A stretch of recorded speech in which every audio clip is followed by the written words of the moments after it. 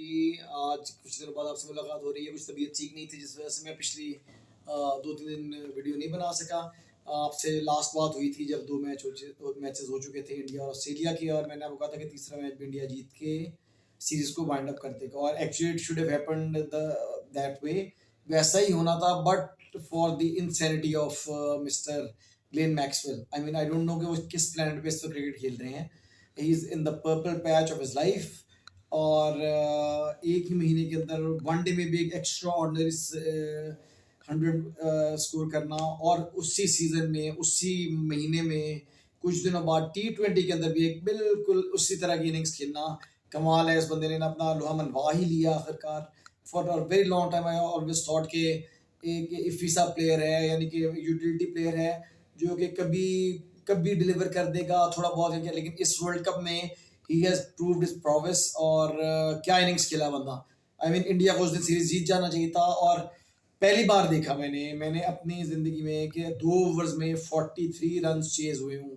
कभी भी नहीं हुए, ना किसी लीग मैच में, ना कभी किसी इंटरनेशनल मैच में। 38 रन चेज किए थे माइकल हसी ने, आप लोगों को याद होगा। बड़ी दुख भरी हमारी एक वो दास्तान है 2010 के T20 वर्ल्ड कप के सेमीफाइनल में, जब माइकल हसी ने मोहम्मद आमिर को और सईद अजमल को 2 ओवर्स में 38 रन जो है वो मार दिए थे। वही हाईएस्ट थे, उससे आगे कभी चेज नहीं हुआ। इस बार इनको 43 रन रिक्वायर्ड थे 2 ओवर्स में, और which was a foregone conclusion that India is winning the series, और इजीली जीत जाएंगे। कुछ जितना भी मार लेंगे 7-8-10 रन से इंडिया जीत ही जाएगा। But Maxwell had other ideas, और उसने साबित किया कि फिर मैक्सवेल मैक्सवेल ही है। और अब मानना पड़ेगा कि मैक्सवेल जो है ना, वाकई एक बला है, एक एक एटम बॉम्ब है, एक जिन है जो कि ऑस्ट्रेलिया ने लोगों पे छोड़ा हुआ है। और जीतती हुई सीरीज उस वक्त जो उस दिन उनको जीत जानी चाहिए थी, उसने उनसे छीन ली। एटलीस्ट एक मैच छीन लिया। Well done Maxwell, outstanding outstanding, simply outstanding batting. तो फिर भी मैंने आपको कहा था कि सीरीज इंडिया जीतेगा, और वो आज हो गया। इंडिया ने आज के मैच में ऑस्ट्रेलिया को हरा दिया। ऑस्ट्रेलिया की सेकंड स्ट्रिंग थी आज प्रॉपर्ली, आप जिसको कह सकते हैं। मैक्सवेल भी जा चुका था, स्टोइनिस भी जा चुका था, और रिचर्डसन भी जा चुका था। तो काफी लोग चले गए थे।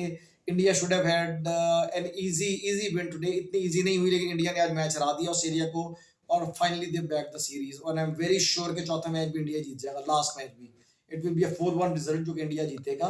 क्योंकि ऐसे मौकों पे अक्सर ये हुआ करता है, जो टीम जाना चाह रही हो घर, उसको पता हो कि जब सीरीज हार गए हैं और एक ही मैच गुजारना है, तो उस वक्त उनकी कॉन्सेंट्रेशन सिर्फ वापसी की तरफ होती है।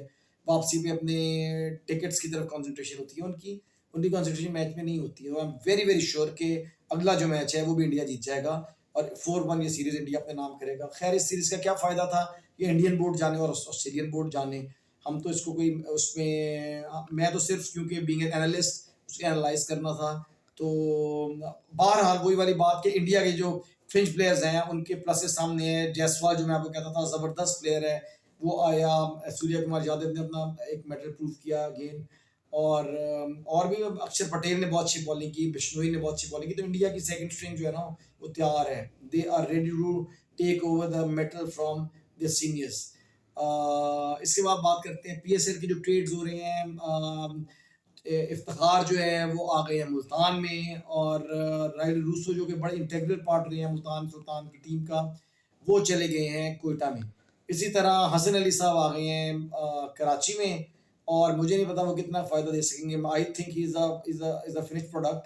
और इमाद वसीम चले गए हैं वहाँ से, सॉरी कराची से चले गए हैं इस्लामाबाद में।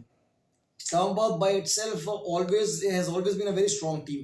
तो इमाद वसीम के जाने से उनको और फायदा होगा। तो ये एक थोड़ी सी जो है ना ट्रेड्स हुए हैं PSL में। हाँ, एक बात बड़ी अच्छी जो हुई है कि Imad Wasim has also been signed by Melbourne Stars to play for them in the Big Bash League. क्योंकि मैं बड़ा रेट करता हूँ उस लीग को, क्योंकि अच्छी क्वालिटी पिचेस पे अच्छी क्वालिटी बॉलिंग होती है, अच्छी वो एक बड़ी कंपेटिटिव क्रिकेट होती है। तो इमाद वसीम चाहे आप पाकिस्तान के लिए नहीं खेलेंगे, लेकिन वहाँ खेलते हुए हमें नजर आएंगे।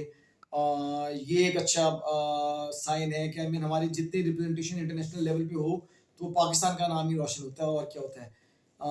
इसके अलावा अब एक बड़ी बेफजूल सी सीरीज है, वनडे सीरीज वेस्ट इंडीज और इंग्लैंड की, जो परसों से स्टार्ट हो रही है। मुझे नहीं पता उसका भी क्या मकसद है, क्योंकि अगला वर्ल्ड कप भी पता नहीं कितनी देर बाद है। बाकी टीमों के तो वनडे मैचेस भी पता नहीं कितने महीनों बाद हैं, लेकिन इंग्लैंड की टीम ने इतनी खूबसूरत परफॉर्मेंस दी है वहाँ पे